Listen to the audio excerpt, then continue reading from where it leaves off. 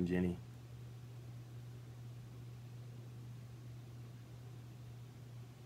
Dun, dun, dun. Almost there. I'm late.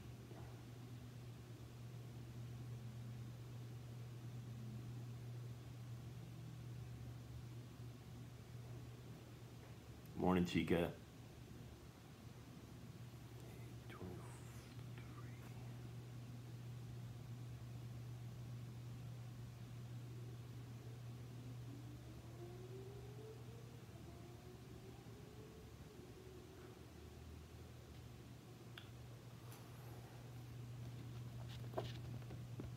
Good, good. Setting up. Let's see if I can get that to go. There we go. Man, all right.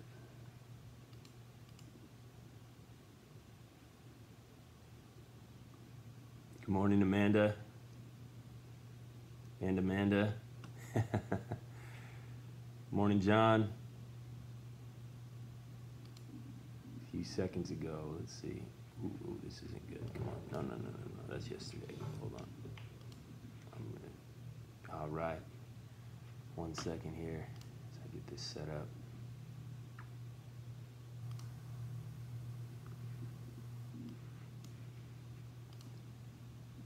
Almost ready. Oh no, here it comes. We'll move. Here we go. All right. Morning, Pat. We've got a few. There are a few of us up early this morning. Good morning, Judy. Good morning, Tracy. Switch my keyboard with my Bible. Always a good thing to do. Sun is shining. Oh, nice, good. Good morning, Mella. Just waiting for a second here. Happy day, happy day. Look at that. People getting up. That's crazy. That's crazy. Good to see you, Adam. Good morning, Mother. This is where she types, good morning, son. Right? You're already in the process. Good morning, Tammy. I have a line of sunshine. Yeah, I see that. I don't know how to fix that. That's it's not coming through on Facebook, but on YouTube I have a light right here coming straight down. I don't know how to fix it. We'll just call that the Spirit of God. There it is. There it is. All right. All right. Wow. People getting up. Good morning, Chris. Yes, Adam. Send me a question, man. Feel free. Thank you guys. Thank you guys for coming back this morning. It's been cool. I've been getting some cool emails from you guys, from some of you guys, from people throughout the day who are watching as well. People who are not. Got an email yesterday from a guy, Charlie, who's in the UK. That just blows my mind that there are people in other countries that are on a regular basis checking in with us.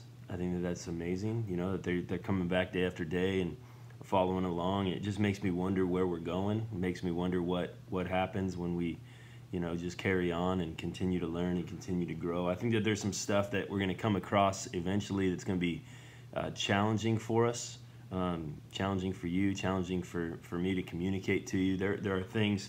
I think the book of Matthew will be okay. I'm not worried about that. I think that there's some really heavy stuff that's over my head if we just keep on going. So I'm excited to learn it. I look the same as yesterday. Yeah. Here's the funny thing, Dave. I actually I have a lot of black for no reason, really. I just like black. But I actually try to, most days I try to be like, oh, what did I wear yesterday? I need to wear something different. So but today I didn't think that much about it. So yeah, different sweatshirt though. I think I had a different sweatshirt yesterday. All right, we're about there, 5 minutes in. Probably should start getting some content and substance. Yes, Tracy, I'll pray for your children. I will for sure. Let's pray. to get started. Lord, I thank you so much. I thank you so much for the fact that people are up this morning, that there's 20-something people that have woken up with Bibles, with technology, and they want to grow in you. They want to start their day with you. And so I just pray that you would bless what we do this morning. I pray for Tracy and her kids, Lord, just the wrestlings that are going on there and the directions that they're going. We pray because we know that you have them in your sight. We know that you have not let them go. We know that you see the future, not only the moment. And so we just pray for a perfect and amazing future for them, that you would draw them after you, that you would send people around them wherever they're at, who will point them to you and encourage them in you. We ask in Jesus' name. Amen. All right. We're going to try to finish out chapter 8 today, book of Matthew, chapter 8. And we'll see how that goes. So it's kind of a weird section. Some of it, the first one, very familiar. Actually, this whole section, for me, growing up in church, very familiar passage. But the second part of this, I think, is a little bit weird, a little bit strange, a little bit like, what do we do with this? So here we go. Verse 23 of chapter 8, again, Jesus is in the practical. Jesus is in the real world. He's running around, interacting. He's been healing. He's been healing unexpected people, for sure. He has healed a leper. We saw that. That was the first one that we saw. He healed a Gentile's servant, who also very likely, very possibly was a Gentile, a Roman soldier's servant. So he healed him of paralysis. Then he healed Peter's mother-in-law, and then word got out that Jesus is healing, and so people just started bringing everybody to Jesus to heal them. And then he had some people, when ministry starts thriving, one of the things that happens is there's always bandwagon people. There's always a lot of people who just want to get on board, and they say, hey, we'll go with you. We will follow you wherever you go. So he had a couple of those, and then he told them, listen, this is not going to be as easy as you think it's going to be, and then they bailed on him. So they decided that wasn't the best plan. So then verse 23, we pick it up. And when he got into the boat, so we go backwards. It said in verse 18, when Jesus saw the crowd around him, he gave orders to go over to the other side. He's going over to the other side of the sea, and he tells the disciples, hey, get the boat ready, we're going over. And this is when those guys come up to him and they say, hey, we'll follow you wherever you go. And he told them, well, I'm homeless. And so they decided, well, maybe we won't follow you wherever you go. Well, now we get into verse 23, and now he's getting into that boat that they had made ready, and his disciples followed him. And verse 24, and behold, there arose a great storm on the sea, so that the boat was being swamped by the waves, but he was asleep. You know, here's one of the things that happens often. When we are following God, when he calls us to do something crazy, oftentimes we will take a step in the direction that he's called us to go, and all of a sudden a storm will come out of nowhere. A storm, something's going to rock us. And one of the things that we do is sometimes we spiritualize the storm. Sometimes the storm comes up and we're like, oh, maybe this isn't really God's plan. You know, he called us to take a step of faith. We step out of a job, and all of a sudden, you know, the car breaks, and we've got to pay $1,000 to get the car fixed. Or you know, somebody gets sick when you get set up to go, you sign up to go on the mission trip, and all of a sudden you come down with the flu, or you come down with something worse. Oftentimes, for whatever reason, and I believe there's a ton of reasons for it, but oftentimes when we're stepping out to walk after God's plan, oftentimes there is a storm that just rises up out of nowhere. And so that's where this is happening. Yeah, the work of the devil. Here's the thing. There is some thought on this, that some of it I think is I don't know. Maybe it helps us get through. But there are these thoughts that that if Okay, I'm gonna pick a fight right here. I know that a lot of you guys probably, if you've grown up in the church, you've heard this a lot. I wrestle with this a little bit. There are those who would say, if you're in the middle of God's will, the devil knows you're there, and he's gonna attack you all the more. That your life is gonna, your golf swing's gonna go bad. You're gonna get sick. Your kids are gonna go off the deep end. Your house is going to fall apart. You're going to get flat tires more often, that kind of stuff, because you're walking in God's will. And so I think that there's maybe some health to that as a thinking, just because now every time something goes wrong, it just gives you more and more inspiration to keep going in the same direction. Honestly, I just don't know that it's true. I don't know that life is going to get terrible just because we stepped out to follow God's plan. I think that at times it does happen. I think at times it's just life is going to be tough. I think that here's another thought that I feel like we can see all over just the way God made the world.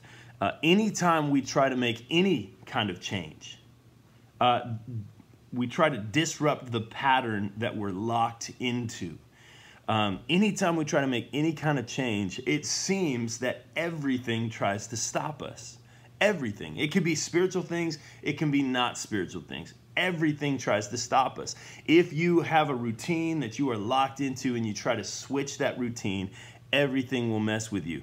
My wife and I joke all the time. It's just like, man, whenever we get like set up and we make a decision, literally it'll happen within a day. We'll make a decision and we'll say, hey, we're going to start eating healthy. We're going to start moving forward in our health, really cracking down. That will be the day that we'll get a random call from somebody we haven't talked to in a year, and they say, hey, we're coming over and we bought pizza and ice cream and soda, and we're coming to your house. It just seems like everything out there is trying to stop us. Now, so it can be health things, it can be spiritual things. Maybe you haven't gone to church in a long time, and you're like, I'm going to go to church, and something will happen. Somebody will call you, hey, I need your help on Sunday morning, and it'll just be this delayed thing.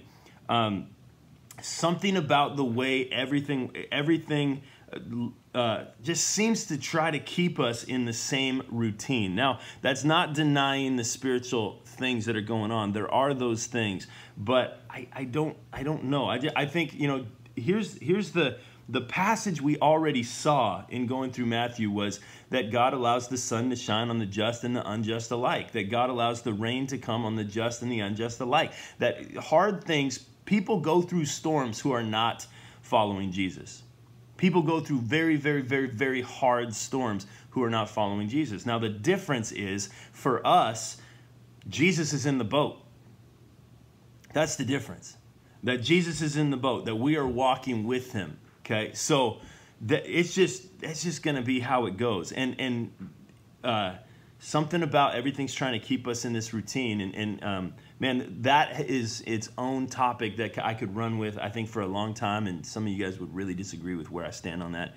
But I really feel like it seems all of life is trying to keep us in this kind of rigid walk that we've been on for our whole lives. And change is always hard. It's always hard. And so what we find is when we step out of the regular routine, even in God's plan, when we step out of the regular routine of life, the storm's going to come. The storm's going to come. My little pauses there, reading some comments. I appreciate you guys interacting. So that's exactly what happens here. Jesus tells him to get the boat ready, gets in the boat, storm comes, and Jesus, it says, goes to sleep. And verse 25, and they went and woke him, saying, save us, Lord, we are perishing. And he said to them, why are you afraid, O you of little faith? Now, this is interesting because all that we can understand of Jesus was raised by Mary and Joseph. Joseph was a carpenter. Many people believe that Jesus was actually raised in the trade of carpentry. So he built stuff out of wood, probably. That's kind of the main thought, the main belief. Most of the guys in the boat are actually fishermen. These are guys that have experience on the water. And as the water, as the wind and the waves and the storms are going, Jesus is relaxed. Jesus isn't worried. Jesus is sleeping. It's the fishermen who are freaking out. And what's crazy is the fishermen that understand, like they're the ones who go to get Jesus. They go to wake up the carpenter, and they're like, man, save us. We're about to sink. Couple things here why they should have been okay. Even though I tell you what, if I was in this boat, I would have been freaking out too. I would have been doing everything I could. I'd have buckets. I'd have been throwing water overboard. But here's one of the reasons why I feel like they should have been okay is because Jesus had told them, we're going to go to the other side. Jesus had told them where they're going. We're going to the other side. So the disciples truly could have been at a place where they said, you know what, it's a storm, it's crazy, but Jesus said we're going to go to the other side, and we're not at the other side yet, and so we can just be okay. This storm is going to pass because we know where we're going. He told us where we're going, okay? When we are in that storm, we can keep our eyes on what God has told us, where he has told us we're going. Jesus is not concerned here. Jesus is relaxed. Jesus is resting in the midst of the storm. Here's the thing. Oftentimes, the fear, this is big, I think. The fear of the storm is worse than the storm. Oftentimes, the fear of the storm, the stress in the midst of the storm is worse than the storm. I feel that we take more upon us than is often there. Now, I understand these things are terrible. Bad things are happening. Pain is real. I'm not trying to discount any of that, but we often add to it. The Bible actually teaches us to be anxious for nothing, but with everything by prayer and supplication to bring our requests before God, and the peace of God will guard our hearts and minds. That we are to just come and we say, you know what, Lord, this is a storm. This is massive. I give it to you. I am confident that you have power over it, and I'm going to walk in that confidence. I'm going to walk in the fact that this storm is not going to destroy me. It is not going to destroy my family. It's maybe difficult for a season, but I'm not going to add to the storm. I'm not going to freak out in the midst of the storm. That is easier said than done. Okay, when the boat is rocking and the waves are hitting and we think we may be drowning and we're not good swimmers, and we in the midst of it, it's much harder. If you're going through a storm right now, it's like, yeah, easier said than done. And that's why some of you guys in this context will listen to me more than you'll listen to that friend that you know who will tell you the same thing. Because when your friend tells it to you in the midst of the storm, hey, calm down, man, you're adding to the storm, that is not helpful. From your friend saying it. Now, because I have no idea what your storm is, I can say it and then you may hear it, okay? So that's how it works. And so another kind of word of caution for you, if you have a friend who's going through a massive storm, maybe this isn't the time to tell them how to respond in the storm. Maybe not. Maybe I don't know. I've seen that so often where it's just like, hey, just relax in the storm, man. God's got it. And when you're in the middle of the storm, all you think is like, I can barely keep my head above the water.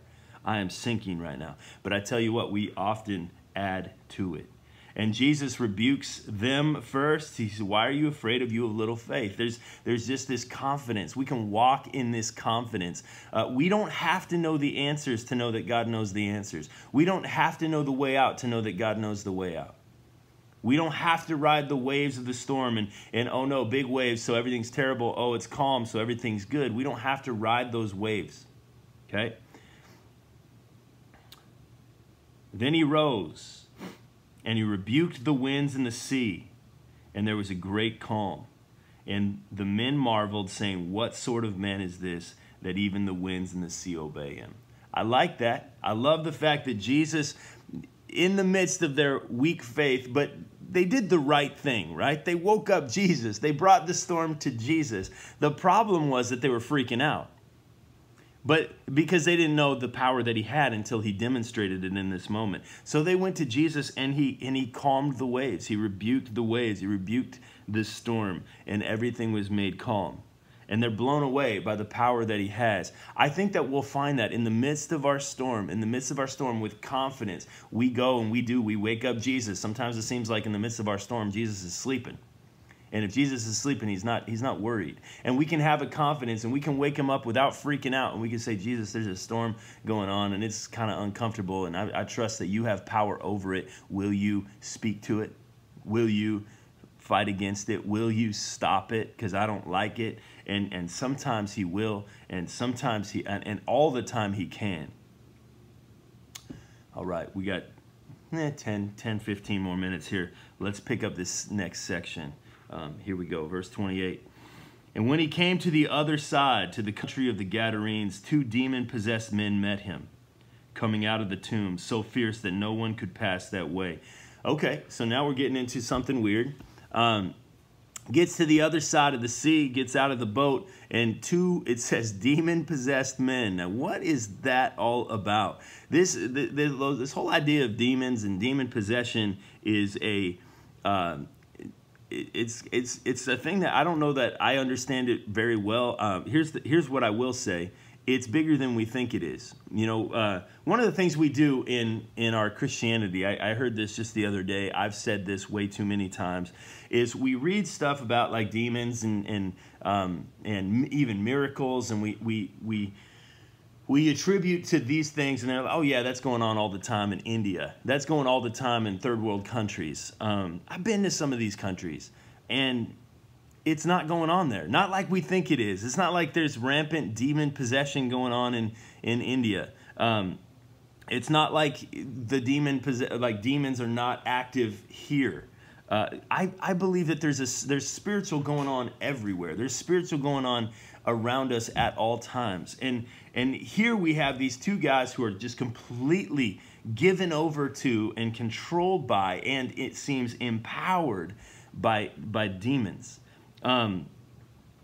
What does that look like in our day? I don't know. I think we see the effects of it all over the place. I think we see the effects of spiritual oppression and maybe spiritual possession. I don't know. I think that there's some people that go off the deep end with this stuff, and then I think that there are people that have just completely like, it's not even happening here anymore. I've heard statements such as, well, you know, the devil doesn't even need to use demons over here because he's got, you know, the television and the internet. You know, I mean, just like it doesn't have to be. He's got. We're so given over to sin that he's just sending the demons over to other places. I don't know that that's the case. I think that the spiritual realm is something God fully understands, and we don't fully understand because we don't have the perception to pick it up. Perception's an interesting thing. You know, we see with our eyes, we hear with our ears, we smell with our nose, we can taste with our mouth. We have all these perceptions, and we think that the perceptions that we have are all the perceptions that exist. But they're not all the perceptions that exist. They're, you know, my phone can pick up things that I can't pick up. I cannot... You cannot see me without your device, without your computer, without your phone, without your iPad, whatever you're using. It has got a perception that you do not have, that I do not have. There are animals that have perception that we don't have. They talk about, I think, horses in their kind of 6th sense. They know things that we can't even perceive.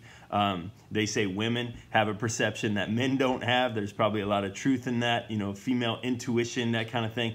But there are so many other things that are going on that we're not receiving. So we think that everything is what we perceive with our 5 senses. And if you're a psychic, then your 6th senses. And we think that that's everything, but that's not everything. There's you know, you get the right antenna on the right frequency, picking up the right signal, and there is stuff going on that you and I, we have no clue about. I believe that there's a whole spiritual realm. There are people who have a sensitivity to it more than other people, but even those people most often, or probably all the time, they're not picking it up fully. Jesus had an understanding. He could see these things. He knew when they were going on.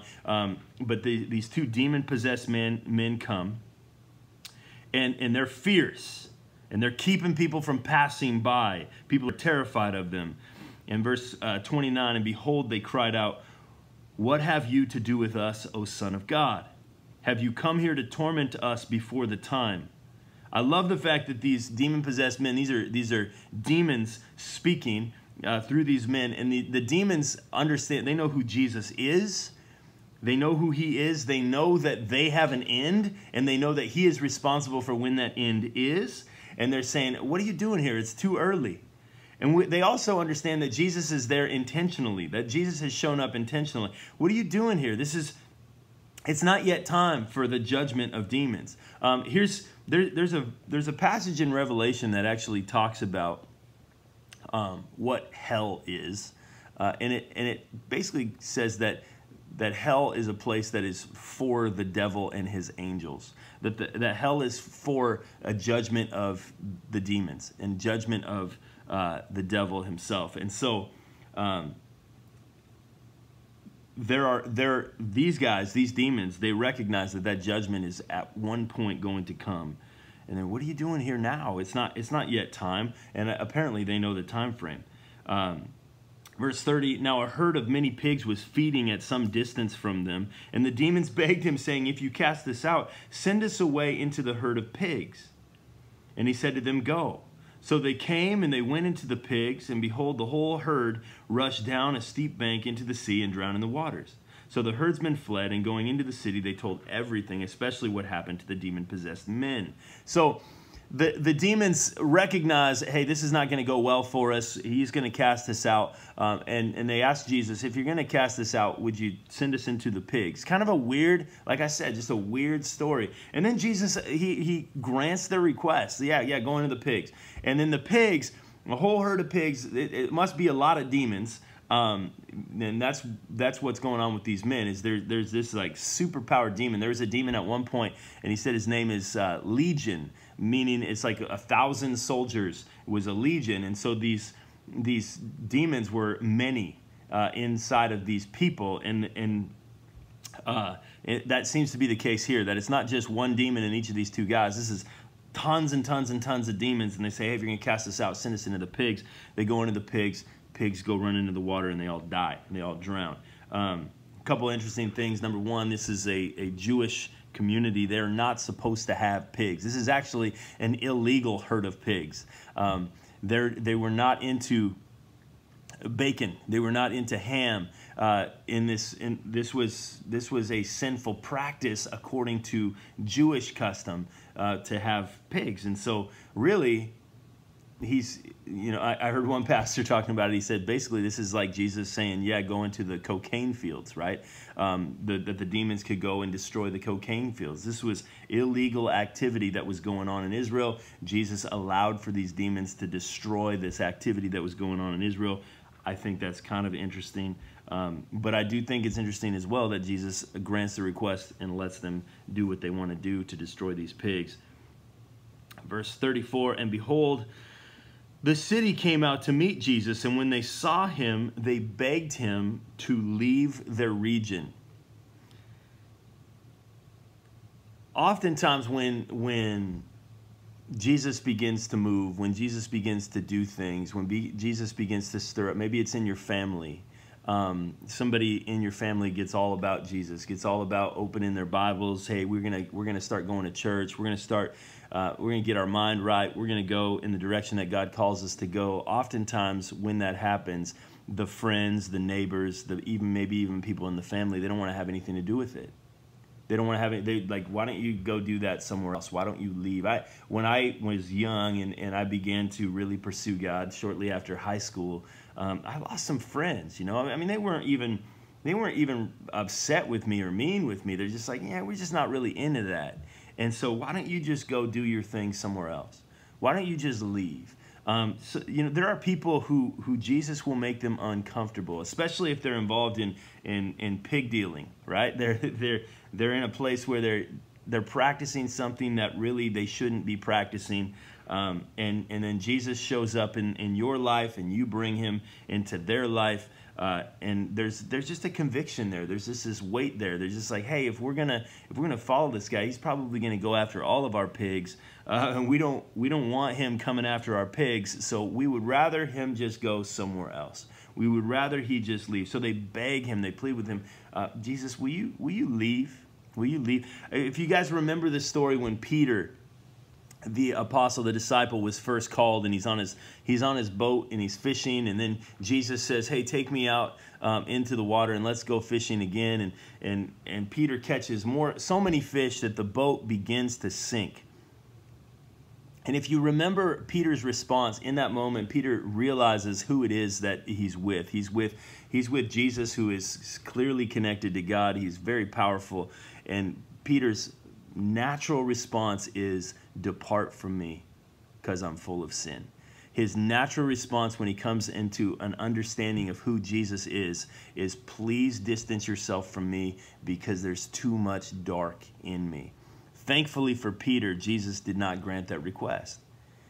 He said, "Don't be afraid." He said, I'll make you a fisher of men. I'm going to do a work in your life that you wouldn't even believe me. It was just this powerful work that he did in Peter's life. And so, but that's oftentimes the natural response, like, "Oh man, I don't know that I want to have anything to do with this. I would rather hang out in my demon-possessed, pig-infested community than have Jesus come in and set things straight." So that is often going to be the case. Okay, so we got through that. Look at that, 6:31. We're going to carry on tomorrow. We're going to pick up in chapter 9. We're just trucking through. Calling some disciples. We've got some more healing, some good stories coming up tomorrow. Thank you guys again for joining with me. I don't know about you. Today for me went fast. I really didn't know what was going to come of this section. But I'm always so grateful for you guys showing up. That we're, there's like 20-something people in the mornings here. Also, as you're telling people about this, thank you for that. One of the things that I have failed to do well is communicate. We are at 6 a.m., but that is Pacific time. So I intentionally did it that early because I knew that, we've got some that'll come in at 7, some that'll come in at 8, some that'll come in at 9. And then maybe you're in the UK or somewhere in Europe and you got different times. I think England is 2 o'clock in the afternoon, which it was intentional as well. So I'm always grateful, but let them know the time for you, because I keep saying 6. I actually had somebody get up and they were up at 6 a.m. their time, and then I wasn't going to be on for another 3 hours. So awesome. And then, yeah, come back tomorrow. Send me messages to let me know anything. I love throughout the day just kind of receiving insight about what God's doing in your lives. I appreciate it, so don't feel like you're bothering me. If we get too many people on here eventually, maybe that'll be too much for me to connect with, but currently it's not. So good hearing from you guys. Put up a new podcast yesterday. If you get time, check it out. 10 Steps Further with my pastor here in California. It's just fun. It's just something we do. So, all right, we'll see you guys tomorrow.